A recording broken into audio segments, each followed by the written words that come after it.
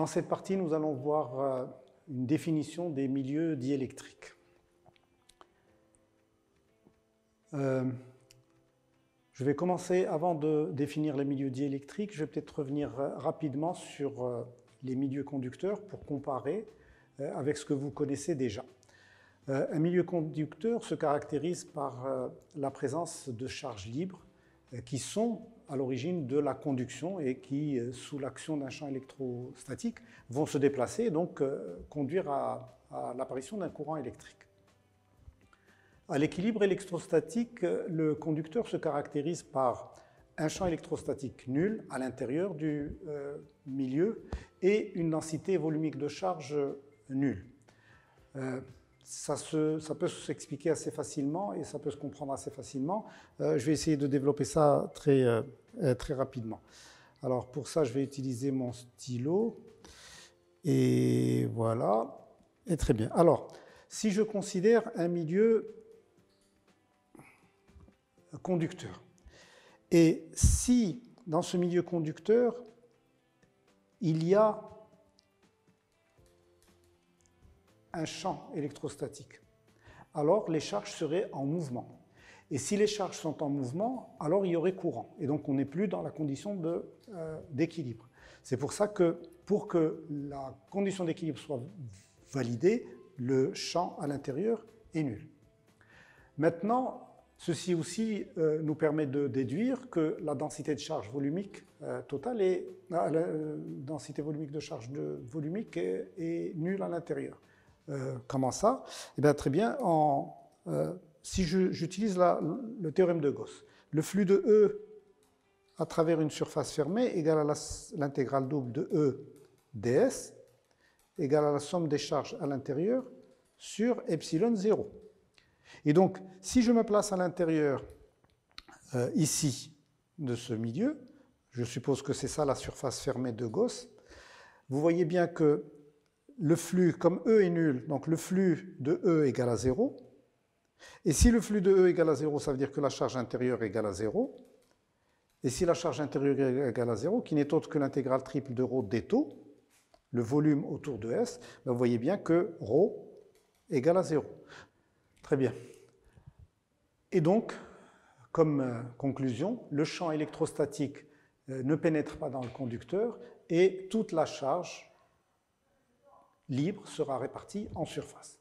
Donc voilà ce qui caractérise un milieu conducteur. Maintenant, on va voir les milieux diélectriques qu'on appelle également isolants.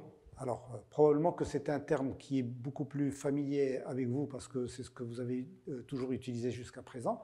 Donc on utilisera les deux définitions selon les besoins. Alors, en général, on parle d'isolant lorsqu'on veut décrire les propriétés non conductrices du matériau, donc il ne conduit pas le courant, et on parlera de milieu diélectrique lorsqu'on veut mettre l'accent sur l'apparition de propriétés dipolaires ou de polarisation de ce milieu sous l'action d'un champ électrique ou électrostatique. Alors maintenant, ce n'est pas parce que le matériau n'est pas conducteur qu'il n'a pas de propriétés électriques. Donc il a des propriétés électriques que l'on verra au fur et à mesure de ce chapitre.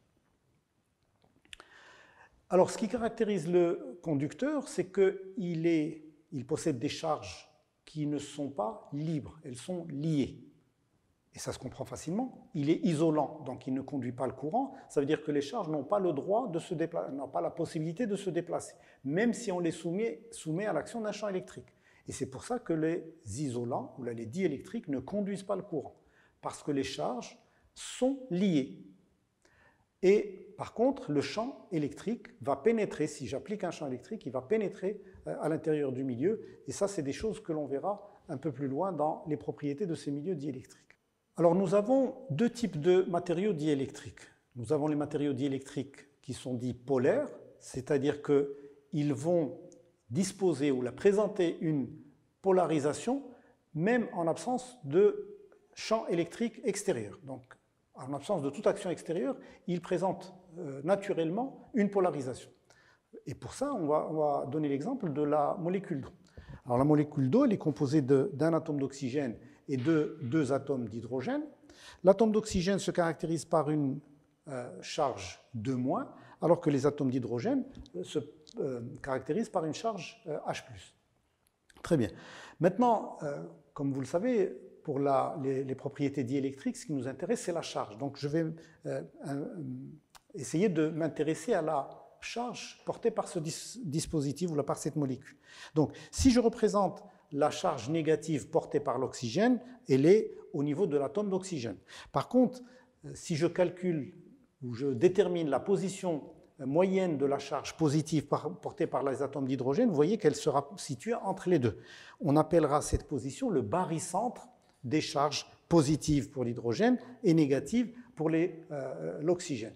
Et donc, si maintenant j'enlève les atomes et je ne garde que les charges, vous voyez apparaître ici un dipôle, deux charges de même quantité mais de signes opposés distantes de delta, et forcément, ce dipôle va se caractériser par un moment dipolaire P, qui n'est autre que le produit de la charge par la distance entre celles-là. Et donc, d'une manière générale, si je considère un matériau diélectrique, vous voyez qu'il se caractérise par la présence de dipôles, ici, dipôle diélectrique caractérisé par le moment dipolaire. Et ceci en absence de toute action extérieure. Maintenant, si en plus de ça, j'applique un champ électrostatique, vous voyez, orienté dans ce sens-là, vous voyez bien que les dipôles vont avoir tendance à s'aligner avec le champ électrostatique. Et tout simplement pourquoi? Parce qu'ils vont subir un couple de forces électrostatiques dû à la loi de Coulomb, qui est F égale à QE. Et donc, la force négative, la force sur la charge négative va être orientée dans ce sens, et la force sur la charge positive dans l'autre, d'où le couple de forces qui va avoir tendance à aligner les moments dipolaires dans le sens de E. Très bien. Maintenant, le deuxième type de matériaux qu'on appelle diélectriques non polaires. C'est-à-dire que ce sont des matériaux qui, en l'absence de champ extérieur, donc quand je n'applique pas d'action externe, ces matériaux ne présentent aucune polarisation. Pourquoi? Parce que justement, les charges positives et négatives sont confondues et donc aucune différence, aucune distance entre les deux et donc pas de moment dipolaire. Par contre, lorsque je vais appliquer un champ E à ce milieu-là, vous voyez, qu'est-ce qui va apparaître? Ce sont des dipôles. Ces dipôles élémentaires qui vont apparaître sont le résultat de l'action du champ électrostatique, puisque, comme on l'a vu tout à l'heure, le champ va agir sur les charges et les charges positives vont subir une force dans un sens et les charges négatives dans le sens inverse. Alors pour mieux comprendre ça, je vais prendre le cas simple de l'atome. Si je prends un atome qui, en l'absence de champ extérieur, ne présente pas de polarisation. Pourquoi? Parce que vous avez, comme vous le savez, un atome est constitué d'une... D'abord, électriquement, il est neutre. Il est constitué d'une charge positive au niveau du noyau et d'un nuage électronique autour qui est réparti de façon symétrique. Et donc, forcément, lorsque vous allez déterminer le barycentre des charges négatives, il sera confondu avec le barycentre de la charge positive. Et du coup, aucune distance entre ces deux types de charges, et du coup, dp égale à 0.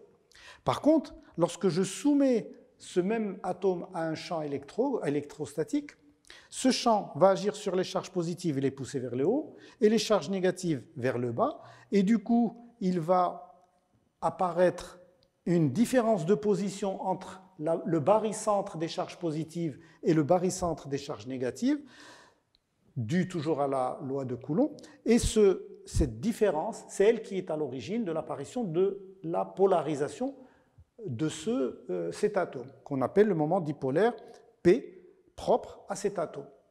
Maintenant, si j'augmente l'intensité du champ, vous voyez que la distance entre les deux va augmenter et conduire à un moment dipolaire P plus important.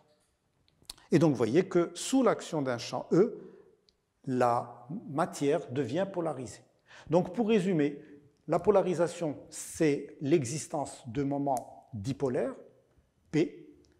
Cette polarisation, elle est de deux natures. Pour les milieux non polarisés, elle apparaît sous l'action d'un champ. Et pour les milieux polaires, elle est naturelle.